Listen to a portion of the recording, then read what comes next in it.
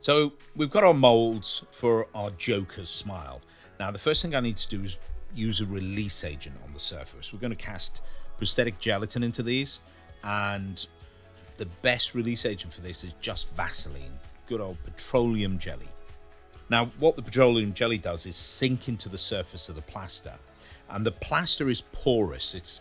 It'll take moisture into the surface, and when the gelatin is liquid, hot liquid, it will sink into that surface and bond with the plaster. So if we put Vaseline first, a really good heavy coat, and I hit it with a hairdryer, melt the Vaseline so it really soaks into that surface and makes it effectively waterproof.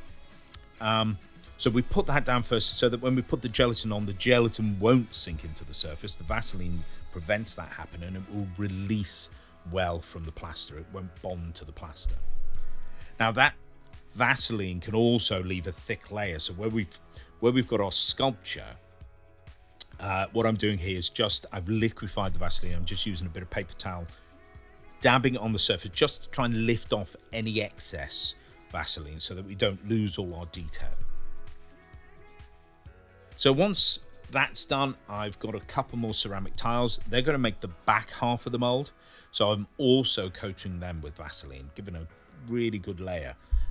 So the gelatin doesn't stick to that surface either. Now the prosthetic gelatin, you can buy this all pre-made. You can buy the components, the powders and sorbitol liquids and glycerins, and make your own, or you can buy it pre-made like this. It should come in small pieces, but I'm actually chopping it down further. I'm going into a microwave-proof dish, jug here. And the reason I'm chopping it up small is so that it melts quicker.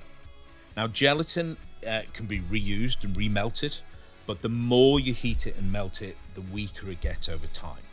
So if you can make it so it melts quickly by chopping it into small pieces and only using small amounts, just the amount I need. I mean, these are very small appliances, so I don't need a lot of gelatin. That makes the gelatin last longer. It melts quicker. It probably takes 20 seconds in a microwave. Be incredibly careful. It's easy to burn the gelatin, so just do 10-second bursts and then mix and get it to just a nice thick liquid layer like this. So once it's melted, pour it into the mold. I filled up the middle, and then I just lay the ceramic tile on there. Gentle pressure, and I'm just putting all that pressure just in the middle, just to make sure it's even pressure. Now, to cool the gelatin down, you can also put the mold in a fridge or even a freezer. And in fact, if you can really chill down the mold, it helps to open it, because the gelatin gets firmer and tougher the colder it gets. Now you can see it popped out of the plaster mold really nicely there, and now I need to release it from the tile. But what I've found is this is my first casting out, and it's almost worked too well, because my edges are so thin that it's hard to keep the edge together. Now, it's nice if you can peel it away and keep the flashing around and just have a tissue thin edge. In this case, the edge really squeezed together so tightly that it's gone down to nothing. So it's not going to come away all intact, but that's fine, because actually as long as I'm careful, I can lift it out, and as long as I don't tear away any of those delicate edges, then this is still a perfectly usable piece.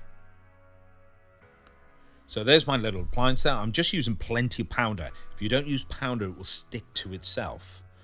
So you just use plenty of powder as it comes out the mold, and there's my two pieces all ready to apply.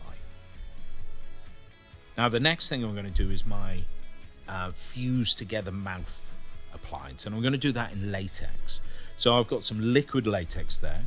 I've got a little bit of acrylic paint, which is just going to help me tint the latex, and a cup and a brush. So I put a bit of the acrylic paint into this pot.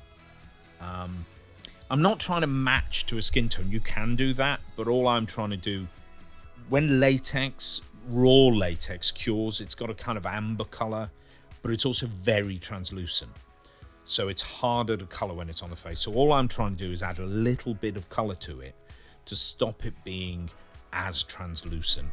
and to give me just a little hint of a flesh tone to work with. Now here, one of the things you learn when working with latex is that it's white in appearance, but then when it cures, it goes a very translucent amber color. So it changes color. So when you color it, whatever the color is that it looks like in the pot when it's liquid, that color is going to change as it dries. So on the top there, the bottom was just raw latex, no color. And on the top is some with a little bit of color in, and then next to it is the same color, less dry. And you can see that as it's drying, it goes a lot darker. So you have to test, and it's always worth adding a bit of color in. You can see the color I've gone with looks very pink as I'm working with it, as it's liquid, but then as it begins to dry, it actually goes more of a pale flesh tone, and the pinkiness goes away a little bit. So something to be aware of. You know, if it looks the right color in liquid form, it's probably going to change and be the wrong color by the time it dries. So here I've just used a brush. I've brushed in the latex into the plaster mold. Now, very, very important, don't use any release on the plaster mold. Definitely don't put Vaseline on there, because the whole point of Vaseline is it's to stop the plaster being absorbent, and actually we want the plaster to be absorbent. Also, Vaseline will attack latex and break latex down and damage it.